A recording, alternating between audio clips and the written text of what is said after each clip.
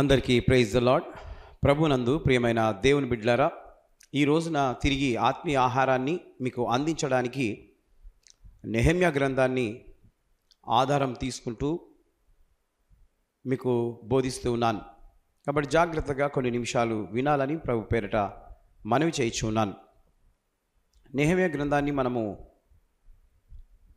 2 పార్ట్స్గా విన్నాం. ఇప్పుడు 3rd పార్ట్ అంశం ఏంటంటే, ఆటంకాలను అధిగమించాడు నెహెమ్యా. సన్బల్లటును, టోబీయులను, అరబ్బీయులను, అమ్మోనీయులను, అష్టోదీయులను యెరూషలేము యొక్క గోడలను కట్టవలననియు, బాహాటములన్నీయు కనబడననియు వినినప్పుడు వచ్చి పని ఆటంకపరచవలనని వారందరూ కట్టుటకు మమ్మను కలతపరచగా, మేము మా దేవునికి ప్రార్థన చేసి వారి భయము చేత రాత్రింబవళ్ళు కావలి ఉంచితిమి. ఇది నెహెమ్యా గ్రంథంలో 4వ అధ్యాయం 7, 8, 9 వచనాలలో వ్రాయబడి ఉన్నది. కాబట్టి మీరు జాగ్రత్తగా వినాలని ప్రభు పేరిట మనవి చేయుచున్నాను. ఆధ్యాత్మిక జీవితంలో, సేవ జీవితంలో ఆటంకాలు సహజం. దేవుని బిడ్డలారా, ఈ యొక్క ఆధ్యాత్మిక జీవితంలో అనగా ఏదైనా పని చేసేటప్పుడు, ఏదైనా కొనేటప్పుడు, ఏదైనా అమ్మేటప్పుడు ఆటంకాలు అనేటివి ఖచ్చితంగా వస్తూ ఉంటాయి, రావాలి కూడా. అప్పుడు దాన్ని అధిగమించాలి. ఆధ్యాత్మిక జీవితం ద్వారా మనము దాన్ని జయించాలా. ఆటంకాలు వచ్చాయని మనము ఆగిపోకుండా మనము పనిని కొనసాగించే ధైర్యము దేవుడిచ్చే విధంగా ప్రార్థన చేయాలి. అయితే ఈ యొక్క సేవ అనగా ప్రాకారము కట్టడానికి నెహెమ్యా పూనుకున్నాడు.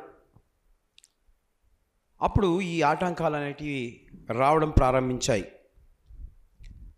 కనుక ఆటంకాలను అద్భుతాలుగా మన దేవుడు చేస్తాడు. హల్లెలూయా. ఏంటంట? ఆటంకాలను అద్భుతాలుగా మన దేవుడు చేస్తాడు. నెహెమ్యా మందిర పని చేస్తుండగా సన్బల్లటు, టోబీయులు, అరబ్బీయులు, అమ్మోనీయులు మరియు అష్టోదీయులు ఆటంకపరిచిరి.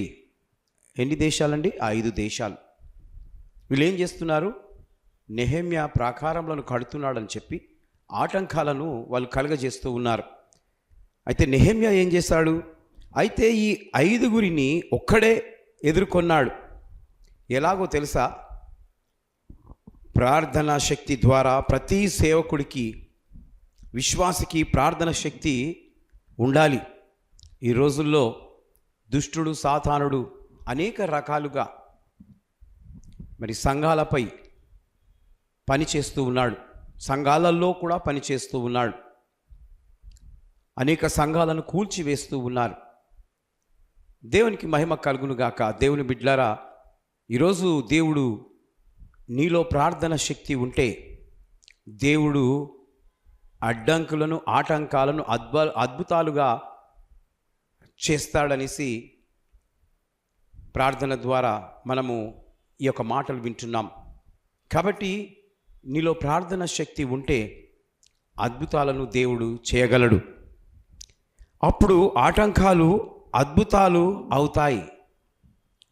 ఆటంకాలు అద్భుతాలు జరిగినట్లుగా ఆ రోజుల్లో నెహెమ్యా చేసి ప్రజలకు చూయించాడు. కాబట్టి ఈరోజు కూడా ఆ అద్భుతాలు జరుగుతూనే ఉన్నాయి, జరుగుతాయి కూడా. నీలో ప్రార్థన శక్తి పట్టుదలగా ఉండాలని ప్రభు పేరట మనవి చేయుచున్నాను. 6వది, త్యాగం కలిగిన వాడు నెహెమ్యా. దేవునికి స్తోత్రం కలుగునుగాక. దేవుడు మరి మనలో చూసేది ఏంటంటే త్యాగం. ఈరోజు నీలో త్యాగం ఉన్నదా?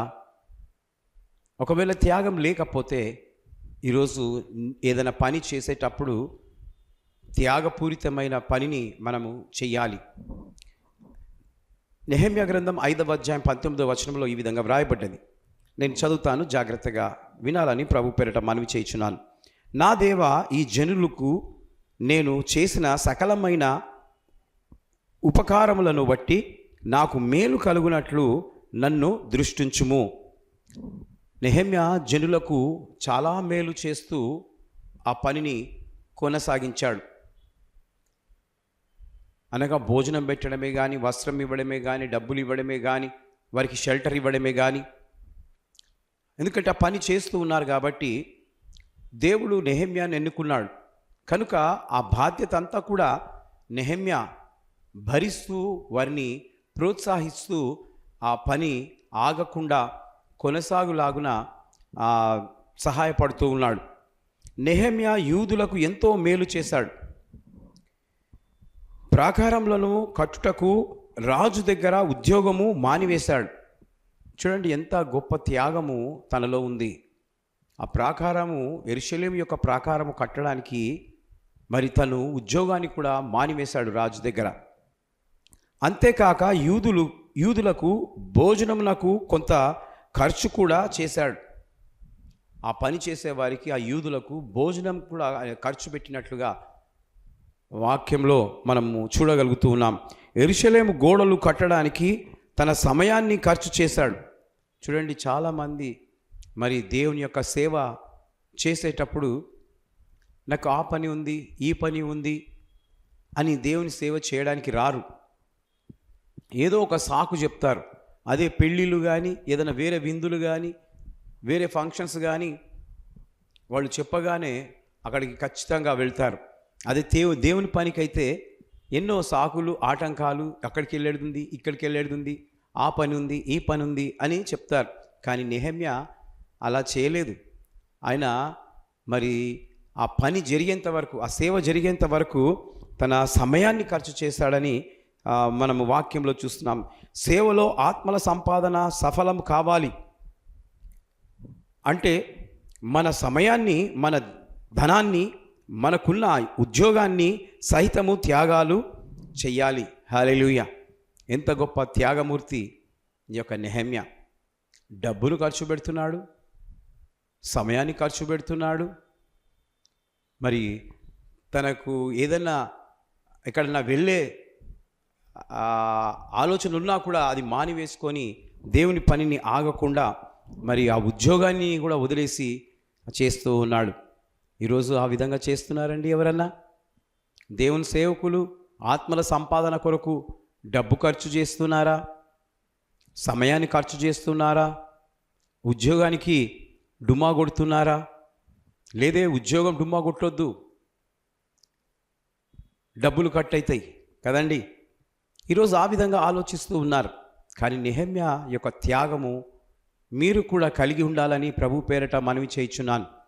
ఆత్మలు రక్షణలోనికి రావాలి, నశించిపోతున్న ఆత్మలు రక్షణలోనికి రావాలి.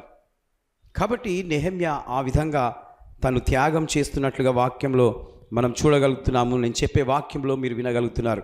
ప్రియ దేవుని సేవక, సేవలో నీకు త్యాగం ఉన్నదా?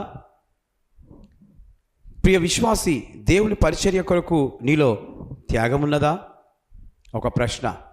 ఆ విధంగా లేకపోతే ఈరోజు త్యాగాన్ని మీరు నెహెమ్యా వలె చేయాలని ఈ మాటలు చెప్తూ ముగిస్తున్నాను.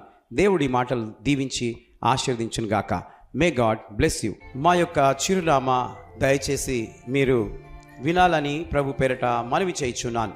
రెవరెండ్ డాక్టర్ ఎం మరిదాస్, ప్రార్థనా వీరుల చర్చ్, ఇంటి నంబర్ 1-7-1002/29, 3వ అంతస్తు, రామ్నగర్, ముషిరాబాద్, హైదరాబాద్ 20, తెలంగాణ. మీ అవసరాల కొరకు ఈ ఫోన్ నంబర్లకి ఫోన్ చేసి ప్రార్థన చేయించుకోవచ్చు. దేవుడు మిమ్మలను, మీ కుటుంబాలను దీవించునుగాక. ఆమేన్.